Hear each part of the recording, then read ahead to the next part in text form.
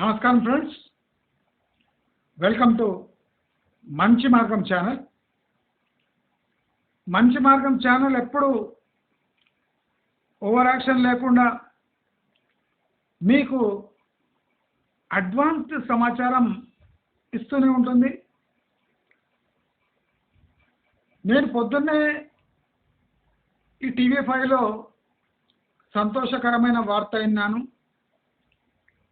మొన్ననే నేను ఈ తిరుపతి లడ్డు విషయంలో మాట్లాడుతూ విశాఖ స్టీల్ ఉక్కు ఆంధ్రుల హక్కు దానిపై కేపాల్ వచ్చి కొట్లాడాలా అని ఒక ప్రశ్న వేశాను.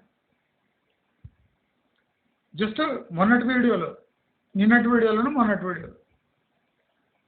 ఇవాళ ఒక శుభవార్త అందింది. అది ఏమంటే most probably Visakha steel plant అది ఆంధ్రుల హక్కుగానే మిగిలిపోతుంది. ఈ అలయన్స్ వల్ల ఆ స్టీల్ ప్లాంట్ రక్షింపబడ్డది. అదే జగన్నే ఉండింటే ఇప్పటివరకు స్టీల్ ప్లాంట్ అవుట్. అంటే జగన్ ఎలాంటి దుర్మార్గుడో, తన స్వార్థం కోసం ఒక రాష్ట్రాన్నే తాకట్టు పెట్టి ఎంతటి నీచానికి ఒడిగట్టాడో దీంతో మనకు తెలుస్తూనే ఉంది. ఇవాళటి ఇన్ఫర్మేషన్ మీ అందరికీ పాత చింతకాయ పచ్చడి లాంటిది, పాతబడ్డది, తుప్పుబడ్డ సమాచారం మన సబ్స్క్రైబర్స్కి. మన ఛానల్లో వచ్చిన 8 నెలలకు 10 నెలలకు ఇప్పుడు మెయిన్ స్ట్రీమ్ మీడియాలో చాలా బ్యాంకులు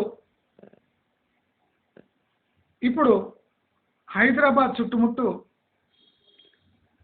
దివాలా తీస్తున్నాయి.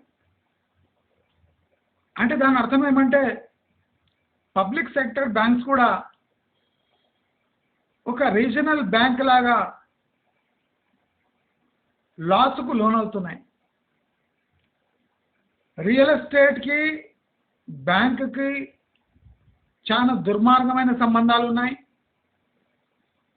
ఇది గత సంవత్సరంన్నరగా మంచి మార్గంలో ఎంతో స్పష్టంగా చెప్పబడుతున్నది. నేను ఈ కొన్ని వీడియోల కిందే కొన్ని బ్యాంక్స్ దివాలా తీయబోతున్నాయి అని హెచ్చరించాను. ఇప్పుడు మెయిన్ స్ట్రీమ్ మీడియాలో, అదే కాకుండా యూట్యూబ్ ఛానల్స్లో బ్యాంకుల పరిస్థితి ఏమి? దట్ ఈస్ మంచి మార్గం ఛానల్. నేను ఈ ఛానల్ రూపురేఖలు మార్చేసిన, నడపకపోయినా ఈ ఛానల్ హిస్టరీలో సుస్థిరంగా ఉండిపోతుంది. నేను చేసిన ప్రిడిక్షన్స్ మామూలువి కావు. నాకు బాగా సంతోషంగా ఉంది. పనికి మాలిన సన్నాసులు మైకులు పట్టుకొని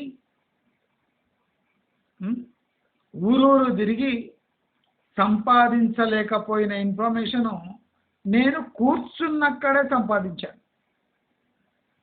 ఇంకా నేను మైకులు పట్టుకొని, మైక్రోఫోన్లు పెట్టుకొని, కెమెరాలు పట్టుకొని ఊరూరు తిరుగుతూ సమాచారాన్ని పోగేసి లైవ్ పెట్టి ఈ బీభత్సం చేసి సేకరించిన సమాచారం ప్రజలకు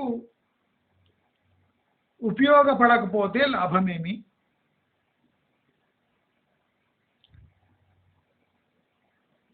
లక్కీ ఏమంటే నాకు వేరే వ్యవసాయాలు ఉన్నాయి కనుక నేను కెమెరా పట్టుకొని పోయే నాకు వెసులుబాటు లేదు. నాకు అందుతున్న సమాచారం మన వ్యూవర్స్కి అందిస్తాను. అది టాప్ క్లాస్. బ్యాంకులు నష్టపోతాయి అని నేను మంచి మార్గంలో చెప్పినప్పుడు చాలామంది ఏం పిచ్చాడు, బ్యాంకులో ఏం వెరిఫై చేయకుండానే అంత పెద్ద పెద్ద బిల్డింగ్కి ఫైనాన్స్ ఇస్తాయా అన్నారు. లక్షలాది కోట్లు హై రైజెస్లో ఇరుక్కున్నాయి. ఇప్పుడు ఎఫ్టిఎల్ బఫర్ జోన్లో ఉన్న బిల్డింగ్స్ కూల్చడం వల్ల, అంటే ఆల్రెడీ భారం మోసి ఫ్రాడ్యులెంట్ ప్రాజెక్ట్స్కి ఫైనాన్స్ చేసిన బ్యాంక్స్కు ఇది ఇంకో దెబ్బ.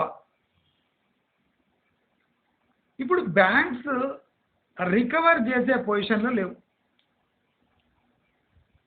ఇల్లీగల్ ల్యాండ్ పై కట్టిన బిల్డింగ్కి ఫైనాన్స్ ఎలా ఇస్తారు అని ఒక కోర్టు అడిగిందనుకోండి, బ్యాంక్ చేతులు ఎత్తేవలసిందే.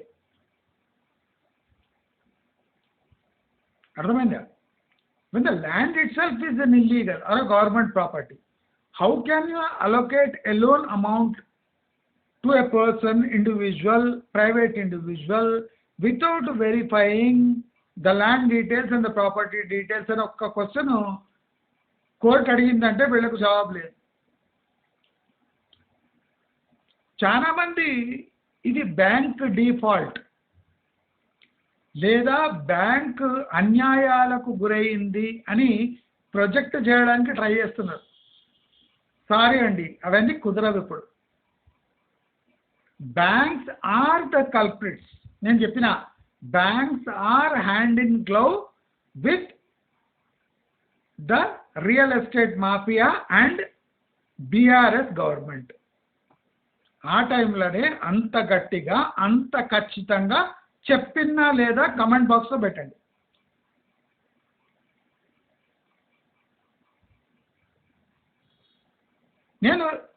నేను ఇక ఫ్యూచర్లో నేను రియల్ ఎస్టేట్ పై చాలా తక్కువ వీడియోస్ ఇస్తానండి.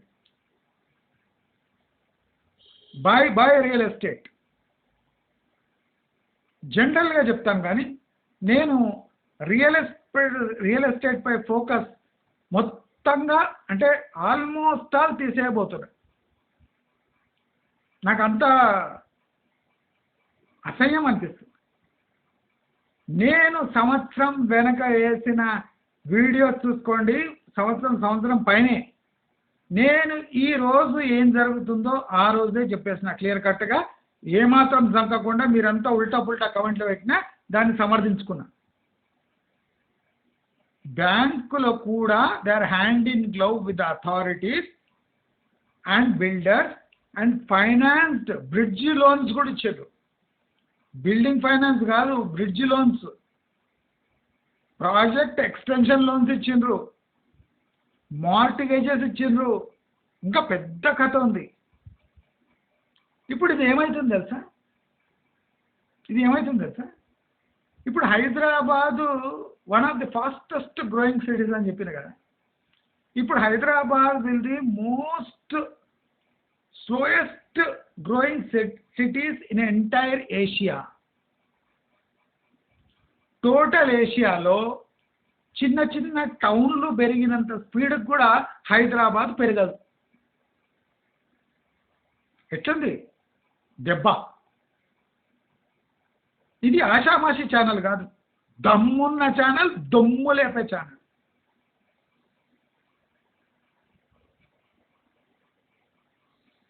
నాకు యాక్చువల్లీ వాళ్ళు బాధేస్తుంది.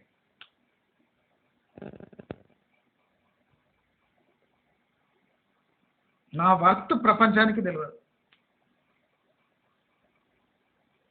ప్రతి ఒక్క ఇష్యూ నేను రేజ్ చేశానంటే ఆ రేజ్ చేసిన ఇష్యూపై గట్టిగా నేను పోరాడాను, నేను సమర్థించుకున్నాను. ఇవాళ గెలుస్తూనే ఉంటాను, గెలుస్తూనే ఉంటాను. దాంట్లో డోకా లేదు. ఇప్పుడు హైదరాబాదులో బ్యాంకుల పరిస్థితి ఏమి అని అడిగితే, ఇది భారతదేశం చరిత్రలో కెల్లా అతిపెద్ద బ్యాంకింగ్ స్కామ్. ఇది కూడా నోట్ చేసుకొని ఈ వీడియోని షేర్ చేయండి. దీంతో అంటే షేర్ చేయడం వల్ల నా ప్రఖ్యాతి పెరిగేది ఏం అవసరం లేదు, నాకు అర్థమైపోయింది. లింక్డ్ఇన్ లాగా ఈ వీడియోల పరిస్థితి కూడా నాకు అర్థమైపోయింది. నా ప్రఖ్యాతి ఏం అవసరం లేదు, మీరు రక్షింపబడుతా.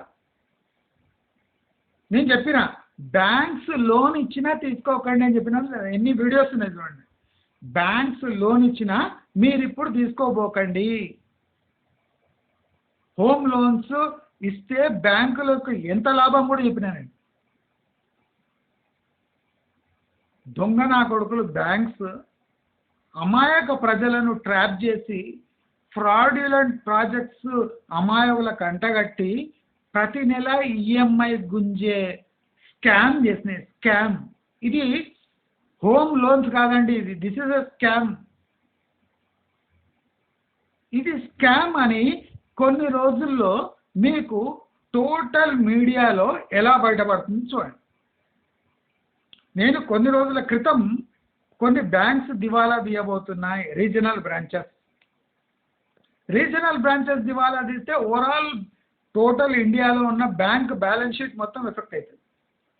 దీన్ని హైడ్ చేయడానికి బ్యాంకులు విశ్వ ప్రయత్నం చేస్తున్నాయి. హై రైజర్స్లో ఆల్మోస్ట్ వాళ్లకు 40 to 60% రికవరీ కాదు. మొత్తం బిల్డింగ్లు బ్యాంక్ సీజ్ చేసుకొని ఆప్షన్ చేసినా డబ్బులు రావు. ఎందుకు రావు నేను అది కూడా చెప్పిన. Original flat value, construction value is not more than 24 lakhs for a high rise. నేను క్యాల్కులేషన్స్ కూడా చెప్పిన. అప్పుడు అందరూ అట్లా కాదు 75 లక్షలు కాదా, మ్యాక్సిమం ప్రైమ్ ఏరియాలో కూడా 40 లక్షలు దాటారు. వాళ్ళ 40 లక్షల ఫ్లాట్ 2 కోట్లకు అమ్ముకుంటారు. ఇప్పుడు అవే ప్రాపర్టీస్ బ్యాంక్ సీజ్ చేస్తే వాళ్లకు 30 లక్షల కన్నా ఎక్కువ. Construction cost 40, selling cost 30, 10 lakhs loss per flat. ఒక్క బిల్డింగ్లో 200 ఫ్లాట్లు.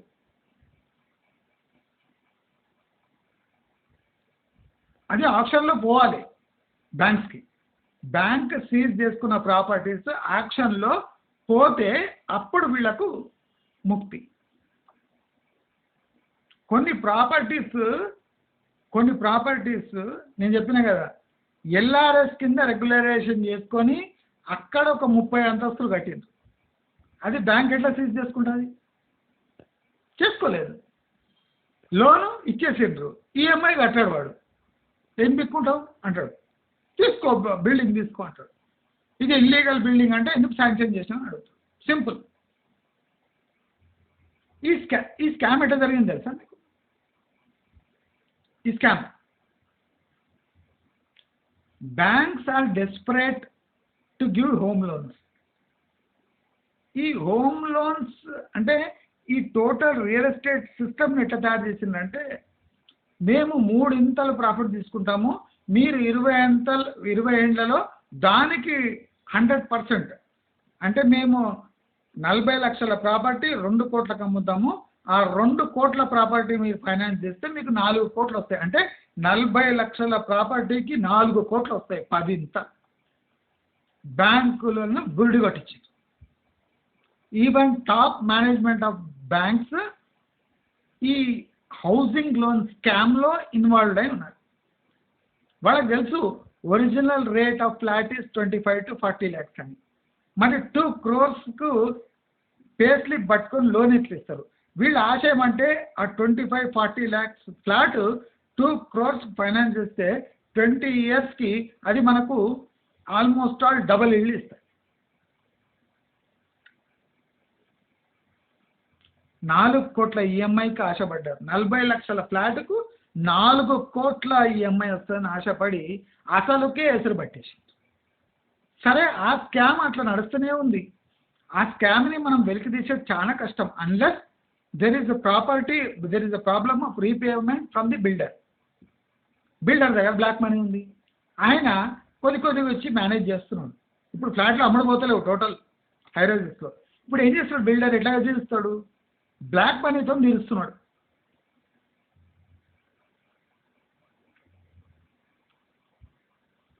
అంటే బిల్డర్ తీసుకున్న లోను ఫ్లాట్లు అమ్ముడు పోకుండా బిల్డర్ కడుతున్నాడు.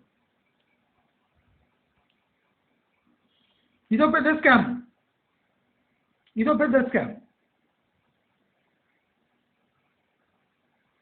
ఫ్లాట్లు ఏం కావాలి, బ్యాంక్ ఆలోచిస్తలేదు. టెంపరీ బిల్డర్ ఏదో ఒకటి పేమెంట్ ఇస్తున్నాడు. ఫ్లాట్లు అమ్ముడుపోకపోతే టోటల్ ప్రాజెక్ట్ ఏం కావాలి? వెయిట్ చేస్తున్నారు బ్యాంక్స్. రేపు ఫ్లాట్లు పోవు, ఏం చేస్తారు? ఎన్నేళ్ళు ఆగుతారు? ఇది మంచి మార్గం ఎప్పుడో ప్రశ్నించింది బ్యాంక్స్. ఎవరు ప్రశ్నించలే. టోటల్ సోషల్ మీడియాలో, మెయిన్ స్ట్రీమ్ మీడియాలో ఎవరు ప్రశ్నించలే ఈ ప్రశ్న. ఓన్లీ నేనే ప్రశ్నించాను. నేను అంటే మంచి మార్గం. నేను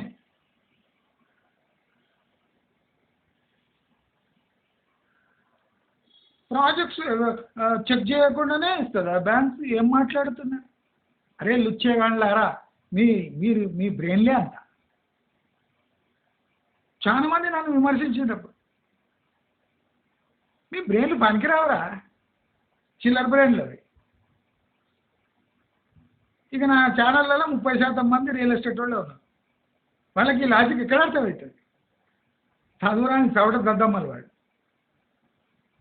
లోన్ శాంక్షన్ చేపిస్తాం, ఎట్లా చేపిస్తాం? ఇట్లనే చేపిస్తాం. ఇప్పుడు ఏమైపోయింది? భారతదేశంలోనే అతిపెద్ద బ్యాంకింగ్ స్కామ్గా ఈ హైదరాబాద్ రియల్ ఎస్టేట్ స్కామ్ బ్యాంకుల పాలిట శాపంగా మారి ఇప్పుడు హౌసింగ్ సెక్టర్లోనే కొత్త రెగ్యులేషన్స్ రాబోతున్నాయి. చూడండి, ఇప్పుడు వితిన్ 4 to 6 months, ఇంకా లోపలనే వితిన్ 2 months మీకు హౌసింగ్ సెక్టర్లో లోన్ ఎట్లా ఇవ్వాలి, బిల్డర్లకు మీరు లోన్స్ ఎట్లా అలొకేట్ చేయాలని కొత్త రెగ్యులేషన్స్ వస్తాయి. ఎక్కడి నుంచి వస్తాయి? ఆర్బీఐ నుంచి, ఫైనాన్స్ మినిస్టర్ నుంచి వస్తాయి. ఇది ఆర్బీఐకి, ఫైనాన్స్ మినిస్ట్రీకి తెలియకుండా జరుగుతుందా అంటే తెలిసే జరుగుతుంది. ఎవరు ఆపినరు? బ్యాంకర్స్ ఆపినరు. బ్యాంకర్స్ ఎట్లా ఆపినరు? డబ్బులు తీసుకొని ఆపినరు. ఎవరిచ్చిన డబ్బులు? State government of Telangana through it's party BRS. రేపు ఎవరన్నా బీఆర్ఎస్ పార్టీని సమర్థించిందంటే వాళ్ళు జైలుకు పోయే పరిస్థితి వస్తుంది. చూడండి, అంటే వీళ్ళు ఎటువంటి నీచులో, నికృష్టులో, దేశద్రోహులో మొత్తం బయటపడతాయి.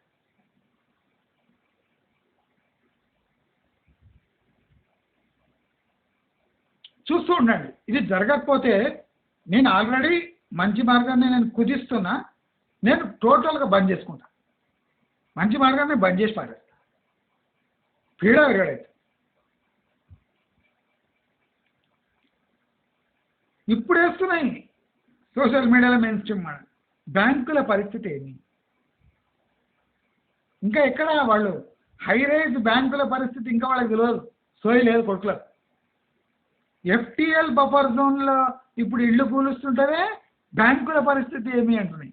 అవన్నీ చిన్న చిన్న ఫైనాన్స్, నథింగ్.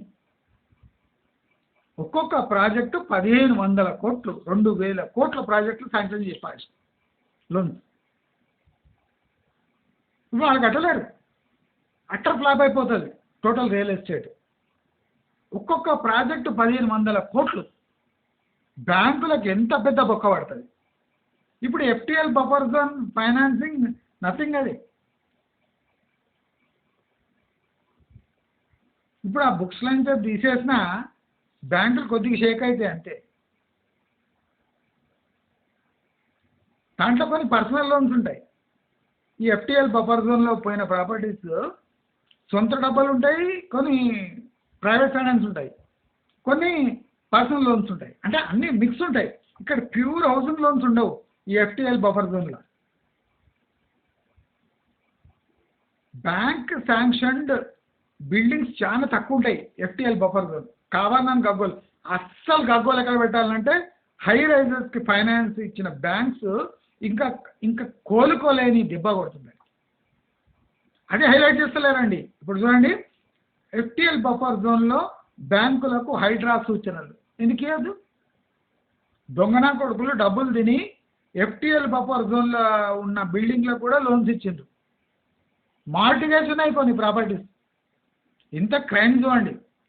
బ్యాంక్స్ చేసిన స్కాము మామూలు స్కామ్ కాదు.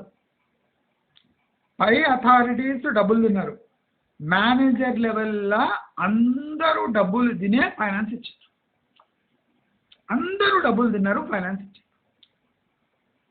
టోటల్ బ్యాంకింగ్ సిస్టమ్ తెలంగాణ యావత్తు కొలాప్స్ కావచ్చు, కానీ ఇది సెంట్రల్ బ్యాంకింగ్ సిస్టమ్ కనుక కొలాప్స్ కాదు. ఇది రీజనల్ ఏదో బ్యాంక్ ఉంటే ఇప్పుడు కొలాప్స్ అయిపోతుంది. కోఆపరేటివ్ బ్యాంక్ ఉందనుకోండి, లేచిపోతుంది.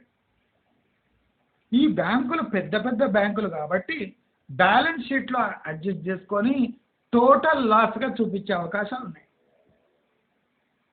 ఇది ఎప్పటి నుంచి చెప్తుంది మంచి మార్గం చేయండి. బ్యాంక్స్ తెలియదు. బ్యాంక్ జనరల్ మేనేజర్ని అడిగా, నీవు హౌసింగ్ లోన్ ఇస్తున్నావు కదా, నీకు ఎంత ప్రాఫిట్ వస్తుంది అంటే, ఎంత వస్తుంది, మాకు వచ్చేది 8.5 అంటుండు. అరే ఎందుకురా, ఎవరు ఇచ్చిండ్రా జాబులు మీకు అంటే? వీళ్ళకు బ్యాంకింగ్ సిస్టమ్ ఎట్లా వర్క్ అయితే తెలియదు. లోన్ ఇవ్వడం, ఈఎంఐలు వసూలు చేయడం, ఇంతే. ప్లస్ మైనస్ ఇంటూ డివైడ్, ఇవే నేర్చుకుంటారు మేనేజర్లు కూడా. పాస్ అవుతారు, క్లర్క్లా జాయిన్ అయ్యి మేనేజర్ అయిపోతారు. వాళ్ళ సొంత బ్యాంకుకు యాక్చువల్లీ ఎంత పైసలు వస్తున్నాయి మనకే తెలియదు. జనరల్ మేనేజర్ అంటే టోటల్ ఏరియాకు మేనేజర్ వాడు. ఇప్పుడు తెలంగాణకు మేనేజర్ వాడు. వానికి మీ బ్యాంకింగ్ సిస్టంలో హౌసింగ్ లోన్ ఇస్తే టోటల్ మీకు ఎంత ఇంట్రెస్ట్ వస్తుందో వానికి తెలియదు. నాకేదో ప్రాబ్లం అయినప్పుడు నేను పోయినా, హెడ్ ఆఫీస్ పోయినా, జనరల్ మేనేజర్ దగ్గర పోయినా, కూర్చున్నా. నీకు తెలియదు అన్నాడేమో. నాకు నేను అడిగినా, నీకు హౌసింగ్ లోన్ మీద ఎంత వస్తుంది తెలుసా మీకు అన్న. ఎంత వస్తుంది, అందరు తెలిసిందే కదా అన్నాడు. ఇక అమ్మ క్యాల్కులేషన్ ఏముంటుంది అన్నాడు. మీ బ్రెయిన్లో అంతేరా అనుకున్నా. దేవుడు ప్రసాదించిండు జాబులు. కంప్యూటర్లో చూడడము, డెబిట్ క్రెడిట్ ఎంట్రీ చేయడము, ప్రింట్అవుట్లు తీయడము, ఇంటికి పోయడం, తొంగడం, అంతే. వాళ్ళ సిస్టమ్ ఎట్లా వర్క్ అవుతుంది వాళ్ళకే తెలియదు. అంత ఘోరమైన స్థితిలో ఇది only top management, banks top మేనేజ్మెంట్కి టోటల్ తెలుసు. అదర్ ఇన్కమ్ మీద ఇప్పుడు బ్యాంక్స్ ఎట్లా బతుకుతున్నాయి తెలుసా? అదర్ ఇన్కమ్ మీద unclaimed interest, penalty on cards, penalty on loans, credit card defaults, unclaimed deposits. Unclaimed deposits అయితే ఆర్బీఐ దగ్గర పెట్టాలి, కానీ దీంట్లో కూడా గోల్మాల్. అన్క్లెయిమ్డ్ డిపాజిట్స్ మీద పెనాల్టీలు వేసి ఆ డిపాజిటే లేకుండా చేస్తుంది. అంటే ఆర్బీఐ కళ్ళు కప్పడానికి బ్యాంక్స్ చేస్తున్న పనులు. అంటే బ్యాంక్స్ అంటేనే 420 దండ అయిపోయింది. నేను ఇంకో చెప్పిన, బ్యాంకులలో పైసలు పెట్టకండి. ఇవన్నీ నేను చెప్పదలుచుకోలేదు, మీరు భయపడిపోతారు. బ్యాంకులు పడిపోయిన గవర్నమెంట్ ప్రాపర్టీపై తీసుకునే ఈఎంఐ కట్టాలంట బ్యాంకులకు. ఇట్లా కడతారు? కట్టడు వాడు. నీవు లీగల్గా ఏం మేకలేవు bank. When the land itself is the government property which has not got, which don't have any commercial value, unless the government declares it, how can you register the property in the name of a private person అని ఒక్క bank మీద ఒక high court ఒక చిన్న question అడిగిందంటే bank చేసి పారిపోతాడు. అది total స్కామ్గా తయారవుతుంది. ఇప్పుడు చూడండి, 2-3 monthsలో తెలంగాణ యావత్తు బ్రాంచెస్ స్కామ్కి గురైనాయి. దీంట్లో ఇన్వాల్వ్మెంట్ బీఆర్ఎస్ లీడర్స్ ఉంటుంది. బీఆర్ఎస్ లీడర్స్ బ్రైబ్ ఇచ్చి లేఅవుట్స్, అంటే లేఅవుట్స్కి ఇంకా నయము, పెద్ద పెద్ద ప్రాజెక్ట్స్కి అంతా ఫైనాన్స్ వీళ్ళే ఇప్పించారు. దాంట్లో 30% ల్యాండ్ హోల్డింగ్ గవర్నమెంట్ది కబ్జా. దాన్ని ఎల్ఆర్ఎస్గా రెగ్యులరేషన్కి అప్లై చేసి బ్యాంక్స్ దగ్గర లోన్ తీసుకున్నారు. ఇది స్కామ్. దయచేసి అందరూ అలర్ట్ అయిపోరు. రియల్ ఎస్టేట్లో ఇప్పుడు పెట్టుబడి పెట్టకండి ప్లీజ్. మీరు పెట్టారనుకోండి, సిచ్యువేషన్ చూస్తే మీకు అర్థమైపోయింది. మంచి మార్గం మాట అంటే ఎట్లుంటుంది మీ లైఫ్ అనేది మీకు అర్థమైపోవచ్చు. ఇప్పుడు హౌసింగ్ సెక్టర్ కానీ టోటల్ రియల్ ఎస్టేట్ కానీ డౌన్ అయిపోయింది. ఇంకా మనం మాట్లాడేది ఏముండదు, అందరూ అర్థం చేసుకోండి. ఈ హౌసింగ్ సెక్టర్ పై కానీ ఈ రియల్ ఎస్టేట్ సెక్టర్ పై కొత్త ఘటనలు ఏమైనా జరిగితే మనం మాట్లాడవచ్చు. నేను ఒకటే క్లియర్గా చెప్పదలుచుకున్నాను. శ్రీశైలం హైవే పై కూడా ఇప్పుడు మీరు కొన్నారంటే 15 years వెయిటింగ్ టైం ఉంటుంది. 15 ఏళ్ళ వెయిటింగ్ టైం. అది ఈ 4th సిటీ క్యాన్సిల్ అయిందంటే ఫార్మా సిటీ రాదు. ఈ 2 పాయింట్లు కూడా గుర్తుపెట్టుకోండి. 4th సిటీ అనేది రేవంత్ రెడ్డి ఇంకొక 1-2 సంవత్సరాల తర్వాత అడుగులేస్తాడు తప్ప ఇప్పట్లో అడుగు వేయడు. వేసినా కంప్లీట్గా 4th సిటీ కాకుండా అటు ఫార్మా ప్లస్ 4th సిటీ చేసే అవకాశాలు ఉన్నాయి. అది డెవలప్ కావడానికి 10 to 15 years పడుతుంది. మీ ఇన్వెస్ట్మెంట్స్ మీరు కిసాన్ వికాస్ పత్రాలు వేసినా 10 yearsలో డెవలప్ అయిపోతుంది. అది వద్దు, లాంగ్ టర్మ్ క్యాపిటల్ వద్దు అని చెప్పినా కనుక మీరు 1 year వేసుకుంటా కూడా మీకు ఇయర్లీ 7% ఉంటుంది. ఇయర్లీ డిపాజిట్ వేసిన 7% ఉంటుంది. 10 yearsలో 70%. అంటే రియల్ ఎస్టేట్ కన్నా కూల్ ఇన్వెస్ట్మెంట్స్ ఉన్నాయి. ఇప్పుడు banks interest rates are cooler than real estate. Real estate negative అయితే బ్యాంక్స్ ఇంట్రెస్ట్ రేట్ పాజిటివ్ అవుతుంది. కానీ బ్యాంక్స్ డేంజర్ జోన్లో ఉన్నాయి. నేను చెప్తూనే ఉన్నా, బ్యాంక్స్ అలర్ట్ అయిపోండి, మీ పని అయిపోయింది. ఇప్పుడు హైడ్రా, FTL, ఫైనాన్స్ పెద్ద బ్యాంక్స్కి ఎఫెక్ట్ కాదు. కొన్ని వేల కోట్లు పోతాయి, లక్షల కోట్లు ఈ హై రైజెస్ ఫైనాన్స్తో పోతాయి బ్యాంక్స్. మీరు చూడండి, 2 months లోపలనే మొత్తం బండారం బయటపడి రక్తమై చాలా మంది బ్యాంకింగ్ ప్రొఫెషనల్స్ అరెస్ట్ అయ్యే సూచనలు కూడా ఉన్నాయి. It becomes a ED probe and CBI probe.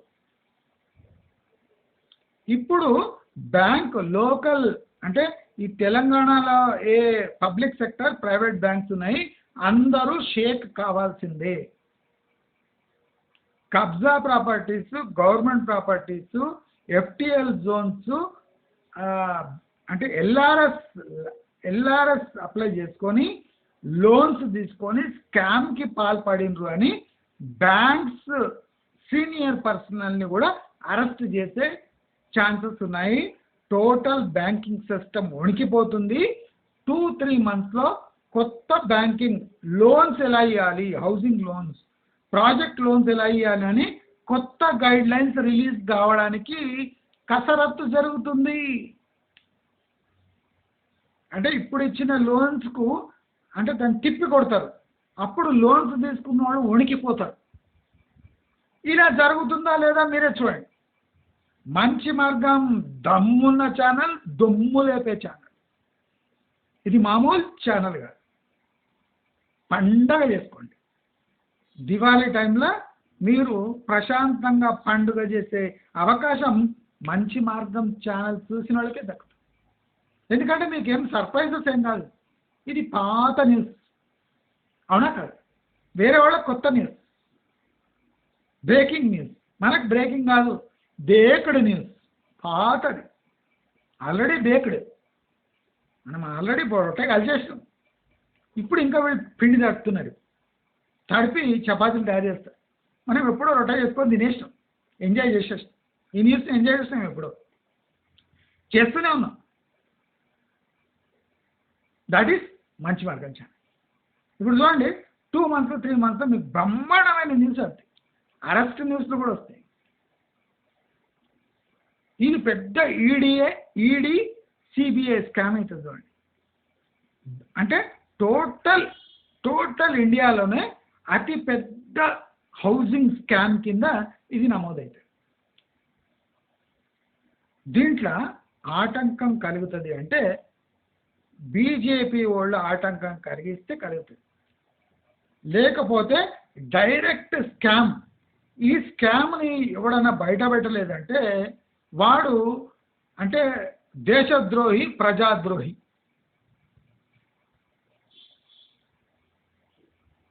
ఈ టోటల్ స్కామ్ మీకు అన్ఇమాజినబుల్. 2.5 లక్షల కోట్ల స్కామ్ ఇది. నేను తక్కువ ఫిగర్ చెప్తున్నా. నేను మీకు చెప్పే ఫిగర్ చాలా తక్కువ, 2.5 లక్షల కోట్లు. ఈ కన్స్ట్రక్షన్ ఇలాగే కంటిన్యూ అయితే 5 లక్షల కోట్ల పైమాటే. ఈ లోన్స్ తిరిగి రావు, అన్ని పెద్ద పెద్ద బిల్డింగ్లు, బ్యాంక్స్ ప్రాపర్టీస్ అయిపోతాయి. దీంతో గోస్ట్ సిటీస్గా మిగిలిపోతాయి. నేను ఎప్పుడూ చెప్పిన, ప్లీజ్ మీరు అర్థం చేసుకోండి. ఈ ఒక్కొక్క బిల్డింగ్లో 250 ఫ్లాట్లు, 40 ఫ్లాట్లు, ఇట్స్ ఎ స్కామ్. పిచ్చుక గూళ్ళలాగా చేసి ఒక్కొక్క ప్రాపర్టీ 20-30 లక్షలకు తయారైతే 2 కోట్లకు అమ్ముతున్నారు. ఇది టోటల్ స్కామ్ అని చెప్తే ఎవరు నమ్మలే. నాకే లెక్కలు వేసి చూపించారు. ల్యాండ్ రేట్ ఇంత ఉంది, అది ఇంత ఉంది, ఆయన కమిషన్ ఇంత, వాళ్ళు బ్యాంకులో లోన్ తీసుకుంటే దానికి ఇంట్రెస్ట్ ఇంత, అన్నీ కలిపి వాడికి 1.5 కోటి అయితే నీకు 2 కోట్లకు అమ్ముతున్నాడని నాకే లెక్కలు చూపించారు. బడపలు, చదువురాని దద్దమ్మలు, సన్నాసు. ఇప్పుడు చూపియండి రా లెక్క. బ్యాంక్ వాళ్ళు చూపిస్తారు లెక్క. దొంగనా కొడుకులారా, మీరు 30-40 లక్షలకు తయారైతే 2 కోట్లకు అమ్ముతారు రా అని ఇప్పుడు మళ్ళీ బిల్డర్ల మీద వేస్తారు బ్యాంకులు చూసుకోండి. అప్పుడు మనకు పండగ రోజు పటాకులు చేసుకొని, నేను మీకు పటాకులు ఇవ్వకపోయినా మీరు పటాకులు పెట్టి దన్న కాల్చండి, పండగ చేసుకోండి. నా తరఫున నా సబ్స్క్రైబర్స్ పండగ చేసుకోండి. పెద్ద పెద్ద బాంబులు తెచ్చి కాల్చండి. బ్యాంక్స్ లోన్ ఇచ్చినా తీసుకోకండి అని చెప్పినా, ఎందుకు చెప్పినా పిచ్చాడు అనుకోండి. బ్యాంక్ లోన్ ఇస్తే తీసుకోవద్దు అనుకుంటు. కాదు కాదు, ఇది చాలా డీప్ సైన్స్. ఇదంతా డీప్ సైన్స్. ఎప్పుడు ఆలోచిస్తున్నారు, ప్రతి ఒక్కటి గమనించాలి. చాలా డీప్ సైన్స్. నేను ఎప్పుడు చెప్పిన, ఎకనామిక్స్ ఇస్ నాట్ అన్ ఆషామాషి సబ్జెక్ట్, హైలీ టెక్నికల్ సబ్జెక్ట్. కొన్ని తెలిసినా మాట్లాడొద్దు, కొంచెంసేపు కొన్ని రహస్యాలు బయట పెట్టద్దు, ఎవరికి అర్థం కావద్దు. అంటే దానిలో ఇమిడి ఉన్న రహస్యాలు ఉంటాయి. ఇవన్నీ మామూలు వాడితే అర్థం కాదు. మనం కామన్గా చెప్పాలి, తీసుకోకండి, లోన్ ఇచ్చినా తీసుకోకండి, ఇప్పుడు ఈ ప్రాపర్టీలు కొనకండి, ఈ ఏరియాలో కొనకండి, ఇట్లయితే ఇట్లయితుంది, బ్యాంక్లో డిపాజిట్ ఉంచకండి, ఇట్లా ప్లేన్గా చెప్తానండి.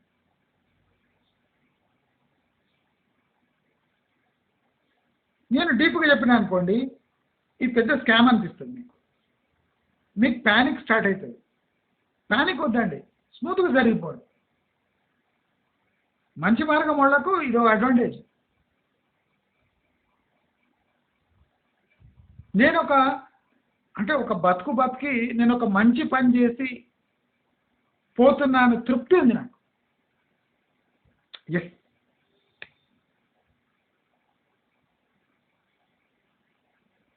ఇప్పుడు విశాఖ చూడండి, అది ఎవరు మాట్లాడలే.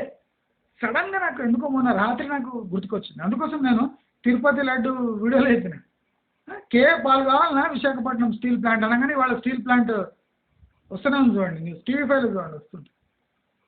అంటే పెద్ద గ్రేట్ అచీవ్మెంట్ కాదు. ఎప్పుడు ఏదో ఆలోచిస్తుంటే ఆ బ్రెయిన్కి ఆటోమేటిక్ సిగ్నల్స్ వస్తుంటాయి. ఆ సిగ్నలే మేము ముందర ఈజీగా పెడతాను. మీకు ఇప్పుడు విశాఖ ఉక్కు స్టీలు లాస్లో నడుస్తుంది, లాస్లో నడుస్తుంది కూడా. విశాఖ స్టీల్ ప్లాంట్ ప్రాఫిట్లో రాదండి. అంటే 3 years 4 yearsలో ప్రాఫిట్లో రాదు, అది లాస్లో నడుస్తుంది. కానీ విశాఖలోనే ఉంటుంది. అది లక్, వర్కర్స్కి లక్ అంతే. స్టేట్కి ఏం పెద్ద, కంట్రీకి స్టేట్కి ఏం పెద్ద లాభం లేదు. కానీ విశాఖ మాత్రం స్టీల్ ప్లాంట్ మిగిలిపోతుంది. అది ఒక మంచి ఇది. నాకు అది ఎందుకో తట్టింది. స్టీల్ ప్లాంట్ గురించి మర్చిపోయినా మన తిట్టలే ఆంధ్రాలో. అని ఏం చేస్తారు, నాకు ఏ పాలు కావాలన్నా స్టీల్ ప్లాంట్ రక్షించుకోవడానికి అని చెప్పలే. ఇవాళ అదే న్యూస్ వస్తుంది. ఇది అనుకోకుండా అట్లా టాలీ అవుతున్నాయి. నేను 1.5 year నుంచి ఇప్పుడు రియల్ ఎస్టేట్ గురించి మాట్లాడడం స్టార్ట్ చేస్తున్నాను. నేను అన్నవి అనుకోకుండా అవుతున్నాయి. ఇదేం బ్రహ్మజ్ఞానం కాదు, నేను కాలజ్ఞానిని కాదు. ఏదైనా మంచి గురించి తప్పించి ఆలోచిస్తుంటే ఇలాంటి మంచి వీడియోస్ తయారవుతాయి. ఒకచోట సంతోషం ఉంది, ఒకచోట దుఃఖం ఉంది. నా కంటెంట్ ఏరుకొని బతికేస్తుంది జనాలు. నాకు కొద్దిగా నచ్చలేదు, అయినా తప్పదు. ఇంకా పబ్లిక్లో వచ్చినాక అంత పబ్లికే. ఇప్పుడు లింక్డ్ఇన్ని తప్పించుకొని నేను యూట్యూబ్కి వచ్చాను. యూట్యూబ్ వాళ్ళు కూడా కాపీ కొడుతున్నారు. ఏం చేయమంటారు? కొత్త సబ్జెక్ట్ చెప్దామంటే మీకు అర్థం కాదు, వీటిలోనే ప్రశ్నలు వేస్తారు. బ్యాంకులు చూడకుండా లోన్లు ఇస్తాయి. సిస్టమ్ ఎట్లా వర్క్ అయితే మీకు తెలియదు. Most corrupt system banking system ఇండియాలో. చిన్న చిన్న ఫ్రాడ్స్ అయినాయి, 2,000 కోట్లవి 3,000 కోట్లవి చూసినారా? ఇది టోటల్ ఇండియాలో బ్యాంకింగ్ సిస్టంలో హౌసింగ్ సెక్టర్లో అతిపెద్ద స్కామ్. రాసి పెట్టుకోండి. ఇప్పుడు కొన్ని రోజులు అయినాక ఇప్పుడు అన్ని ఛానల్స్ చేస్తారు చూడండి, పెద్ద స్కామ్ బయటపడింది అందరికీ తెలుసా అనేస్తారు చూడండి. కాపీ క్యాట్ నా కొడుకు. దమ్ము లేదు, డైరెక్ట్గా ఇట్లా చెప్పడానికి దమ్ము లేదు. ఎందుకంటే వాళ్ళకి ఆ సబ్జెక్ట్ తెలియదు కనుక. ఇప్పుడు రీసెర్చ్ చేస్తారేమో అయిందట కానీ, మొన్న మంచి మార్గం ఛానల్ చెప్తుండే మనం పెద్ద ఫ్లాష్ చేద్దాం టీ అంటాడు. మనకి ఏం తెలుసు? రిపోర్టర్కి బ్యాంకింగ్ సిస్టమ్ కాదు, బ్యాంకుల పేర్లు కూడా చదవాలి బడపదు. వాడు బ్రేకింగ్ న్యూస్ అంటాడు. బ్యాంకుల సెక్టర్లో అతిపెద్ద స్కామ్ జరిగింది.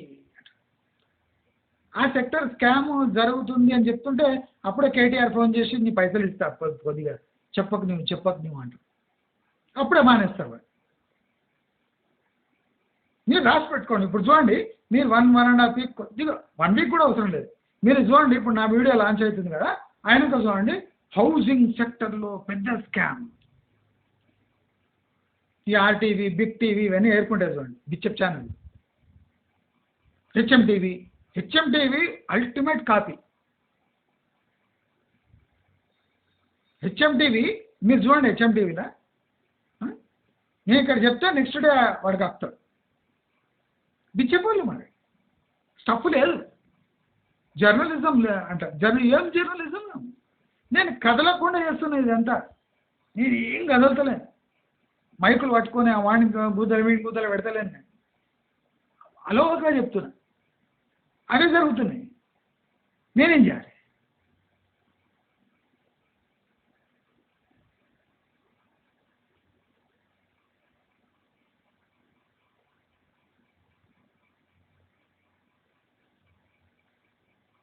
నేను నెయ్యి గురించి మాట్లాడినా అంటే నాకు లడ్డు స్కామ్ అవుతుందని నాకు తెలియదు.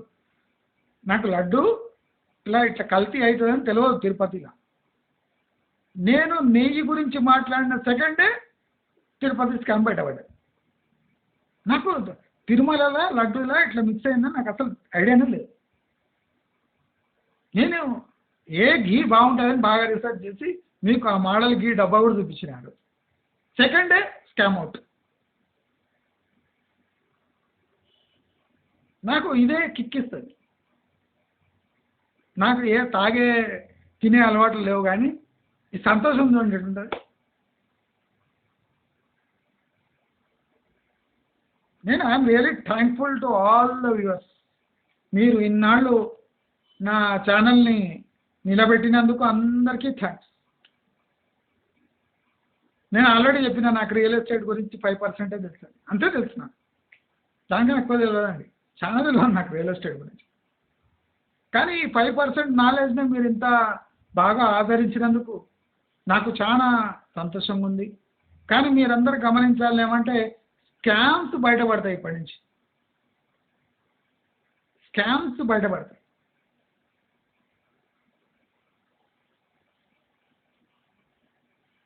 ఒక సెక్టర్ గురించి న్యూస్ బయటపడదు, స్కామ్స్ బయటపడతాయి. ఈ స్కామ్స్ కవరప్ అవుతుంది అంటే ఒకే ఒక పార్టీ దానికి కారణం, బీజేపీ. బీజేపీ అడ్డుపడకపోతే నా ప్రకారం అట్లీస్ట్ ఒక 10 to 12 లక్షల కోట్ల స్కామ్స్ బయటపడతాయి. బీజేపీ అడ్డుకోకపోతే. ఇవన్నీ బీజేపీని అడ్డుకుంటుంది. నేను ఇంకా మాట్లాడదలుచుకోలేదు, ఎందుకంటే బీజేపీని అనగా మోదీ అంటాడు. మోదీ ఏమో మీకు తెలియదు, ఇంకా మోదీ ఏమో మీకు తెలియదు. నేను గుజరాతీల గురించి రాజస్థానీల గురించి చెప్పిన, వాళ్ళు ఎంత నీతిపరుడు, అక్కడి నుంచే వచ్చిన మోదీ ఎంత నీతిపరుడో నేను ఏం చెప్పవసరం లేదు. బిల్డప్లు వేరే, నీతి వేరే. బిల్డప్లు వేరే, నీతి వేరే. రెండింటి మధ్యలో తేడా తెలుసుకున్నారా మీ జీవితాలు బాగుపడతాయి. ఇప్పుడు నేను నిన్న రేవంత్ రెడ్డి వీడియో వస్తే బీజేపీ గ్యారంటీ పవర్లో వస్తాడు. ఇట్లా వస్తుంది, నన్ను సత్తలేదు వాళ్ళకు, లింగాలు పనిచేయ వాళ్ళకు. నేను బీజేపీ ఐటీ సెల్ రా బాబు. ఏంటి బీజేపీ ఐటీ సెల్? నాకు తెలిసిన మీకేం తెలుసు?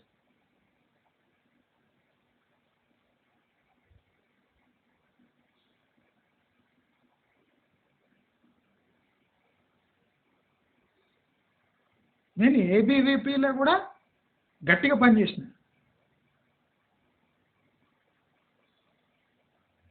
నేను 7వ క్లాస్ ఉన్నప్పుడు చెప్పొద్దు, కొన్ని అంటే ఈ రిజర్వేషన్ అజిటేషన్ జరిగేటప్పుడు 7వ క్లాస్లో కొన్ని వ్యాన్లు ఉల్టపడ్డాయి. 7వ క్లాస్, నేను 7th క్లాస్. ఎప్పుడు? యాంటీ రిజర్వేషన్ ప్రొటెస్ట్ అయినా. అప్పటి నుంచి నేను యాక్టివ్.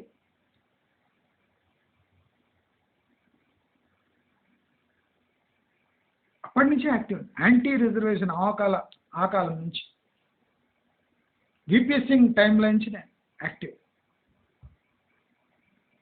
అప్పుడు పిరికితనం ఎక్కువ ఉండే, అంత యాక్టివ్ నేను పిరికి అప్పుడు. ఇప్పుడు ఇలాంటి న్యూస్ నేను బ్రేక్ చేయగలుగుతున్నాను ధైర్యంతో. దయచేసి అందరు గమనించండి, రాబోయే కొన్ని నెలల్లో బ్యాంకింగ్ సిస్టంలో అతిపెద్ద ఫ్రాడ్స్ బయటపడతాయి, ఎస్పెషలీ తెలంగాణలో. Especially BRS MLAs, leaders, corporators involvement మొత్తం ఈడీ ప్రోబ్ చేస్తారు. చూడండి, ఈడీ, ఎన్ఫోర్స్మెంట్ డైరెక్టరేట్.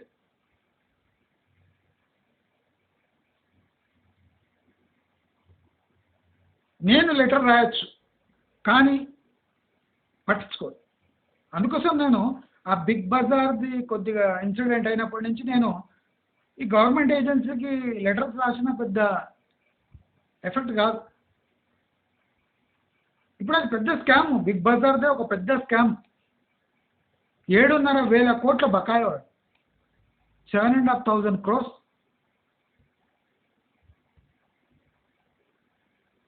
అదో పెద్ద స్కామ్.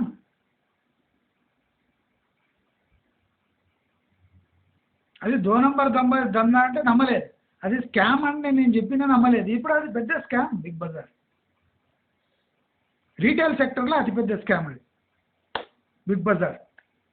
కిషోర్ బియానీ అప్పుడు చెప్తే ఓ నమ్మలే అన్నాడు. బైజూస్ 15,000 కోట్లు డైరెక్ట్ బకాయి ఉంటే వాళ్ళకి ఇవ్వకుండా కూర్చున్నాడు. మొన్న అదే అడిగింది, అరే మేము 15,000 కోట్లు పెట్టుకొని బీసీసీఐకి 180 కోట్లు ఎందుకు ఇస్తున్నాం అంటున్నాడు. 15,000 కోట్లు నథింగ్. వాళ్ళు టోటల్ డెట్ చూస్తే పరేషాన్ అవుతారు మీరు. వాళ్లకు సుమారు అప్రాక్సిమేట్గా 8 బిలియన్ డెట్ ఉంది.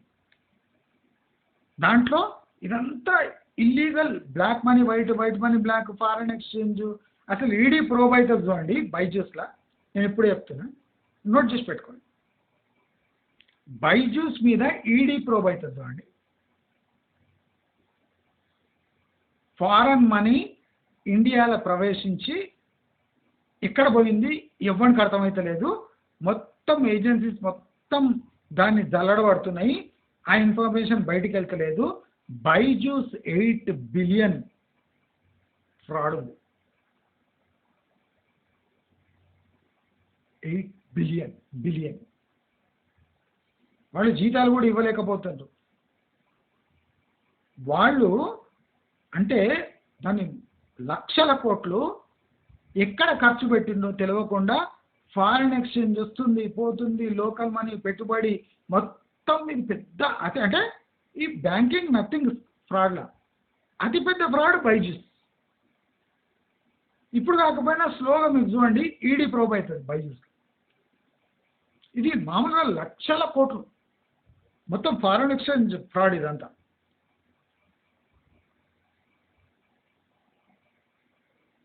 మోస్ట్ ఇంట్రెస్టింగ్ వీడియోస్ నేను ఫ్యూచర్ ఇక్కడ మంచి మార్గంలో వేయబోతుంది. మీకు నచ్చితే ఆదరించండి, ఎందుకంటే రియల్ ఎస్టేట్ ఖర్చు పడ్డది, ఎక్కువ డిస్కస్ చేయలేము. నేను ఏమైనా ఉంటే మీకు జనరల్గా చెప్పేస్తా, రియల్ ఎస్టేట్ ఇట్లా జరగబోతుంది అని ప్లెయిన్గా మ్యాక్రో లెవెల్ చూస్తా. దాని తప్ప నేను ఇంకా డీప్ రీసెర్చ్ నేను రియల్ ఎస్టేట్లో చేయదలుచుకోలేదు. ఏమైనా ఉంటే ట్రైమై టీవీ నాకు టైం దొరకలేదు, ట్రైమై టీవీలో నేను వేసి మిమ్మల్ని అంటే అవేర్నెస్ తెచ్చే ప్రోగ్రామ్ చేసుకుంటూ ఉంటా. ఇంత మాత్రం చెప్పగలను. మీకు ఈ వీడియో నచ్చినట్టయితే లైక్, షేర్, సబ్స్క్రైబ్ చేసుకోండి. నమస్కారం.